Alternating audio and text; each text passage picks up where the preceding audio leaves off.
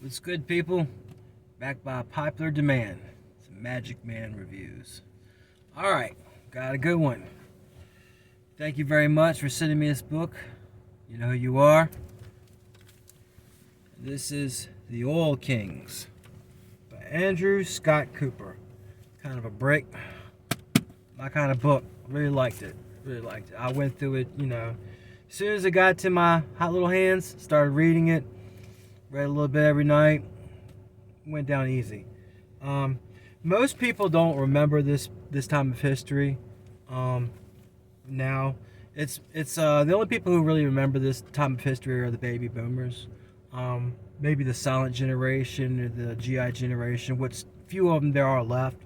But it's a very, very important part of history. I don't remember it. I was barely alive. I wasn't even alive for most of this book. I had just been born. I'm a Gen Xer. So this happened in the 60s and the 70s. So if we were around, we were kids. We don't really remember it. But a lot of things that this book talks about or writes, that's in this book are the things a lot of stuff I did know, but some of the things I didn't know. And they really kind of gave me a perspective on a lot of the different things, how things were back in the 60s and the 70s. I didn't know that the king of Saudi Arabia was assassinated by his nephew. I had never known that before. Something I learned.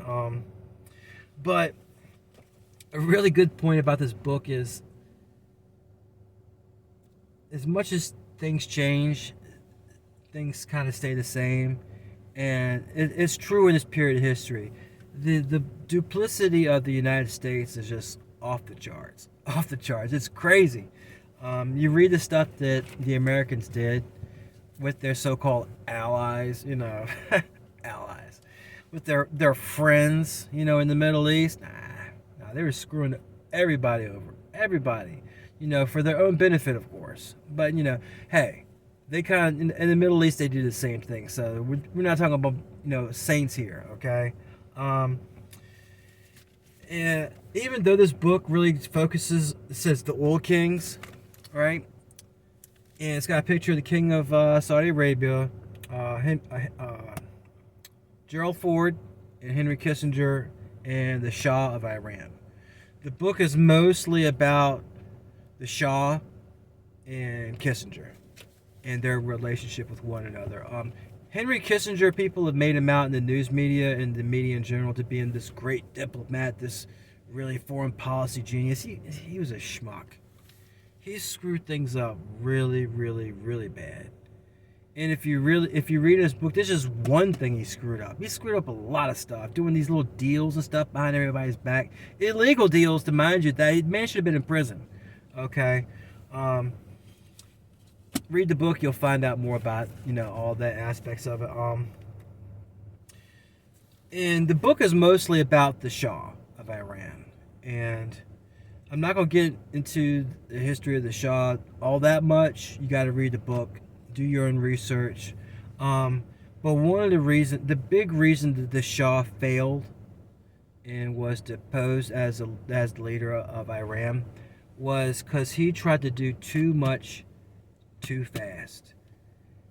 His time was limited, right? He knew his time was limited. He was ill, but even before he found out that, he was trying to do too much. He wanted Iran/Persia to be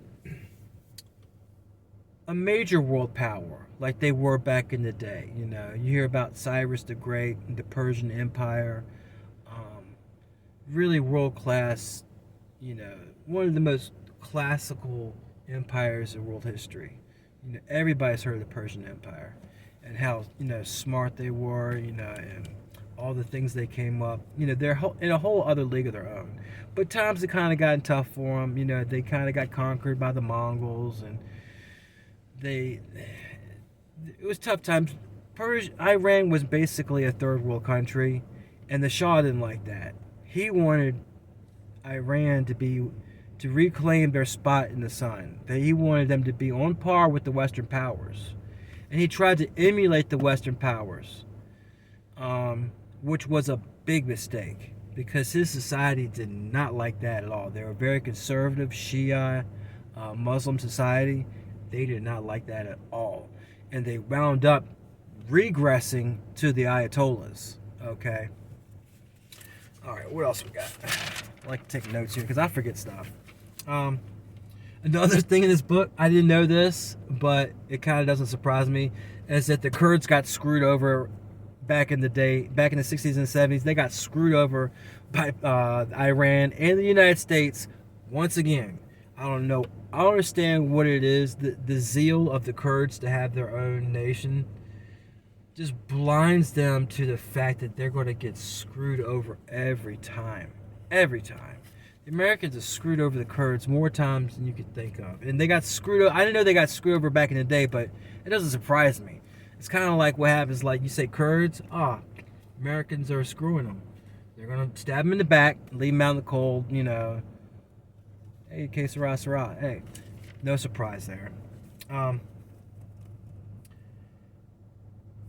One thing I don't want to get into deeply in this because of all the censorship, you know, they've got now on YouTube and all the stuff they've passed in the Congress, is how much America, and not just America but the West in general, has suffered because of its support for Israel, right? Right or wrong, I'm not saying right or wrong, I'm not making a judgment call here, but just because we do, we always take Israel's side, we have been severely, severely hurt by that. And what I'm talking about is the Arab oil embargo. Again, people talk about stagflation in the 70s and the downturn in the 70s, but what they kind of don't really talk about is it was kicked off by one of the Arab-Israeli wars. I forget which. Egypt and Syria went to war with Israel to get back some of the land that Israel had conquered from them, and they were winning. And the United States stepped in, and Europe stepped in, and the Shah stepped in and helped them out with oil and weapons. Kind of sounds familiar, doesn't it? And they were able to hold out and turn the tide, right? Arabs did not like that at all.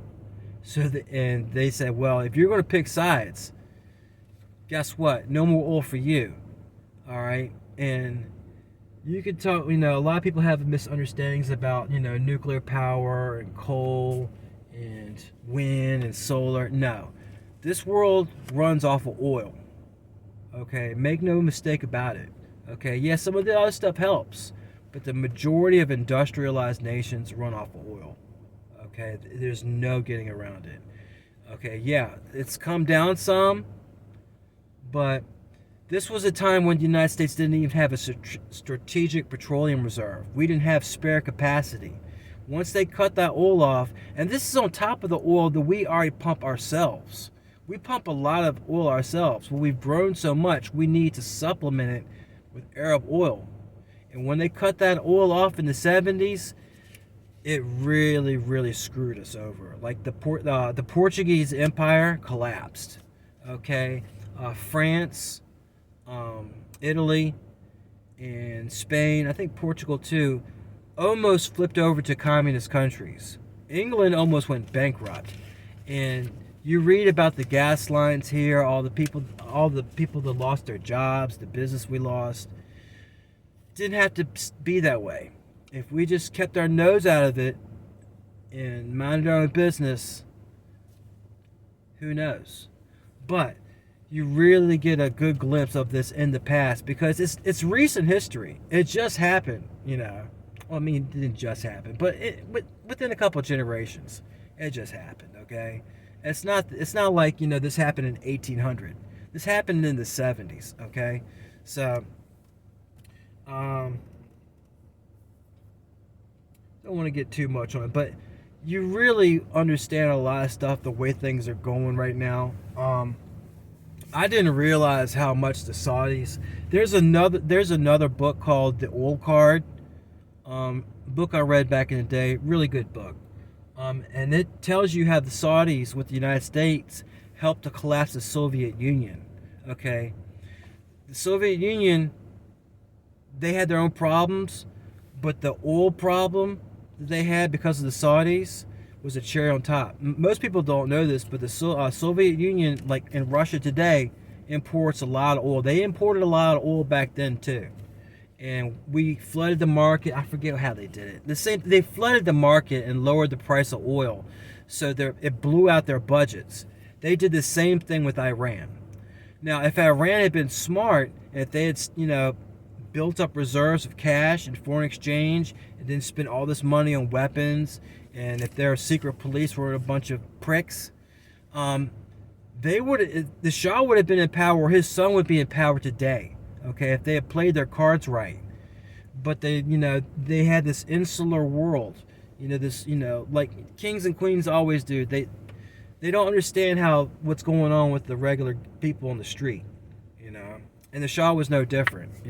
But he really did want good things for his people. And at the end, you kind of feel sorry for the guy. I mean, he was a jerk. His police were brutal. The secret police, they were tracking people down and torturing them to death and all kinds of horrible stuff. But you think about it, are the mullahs any different? I mean, the ayatollahs or whatever. Are the people in the Middle East any different? No. If you're their enemy and they think you're somebody they don't like, they'll mess you up bad. But it was a really good book, really good. I recommend it.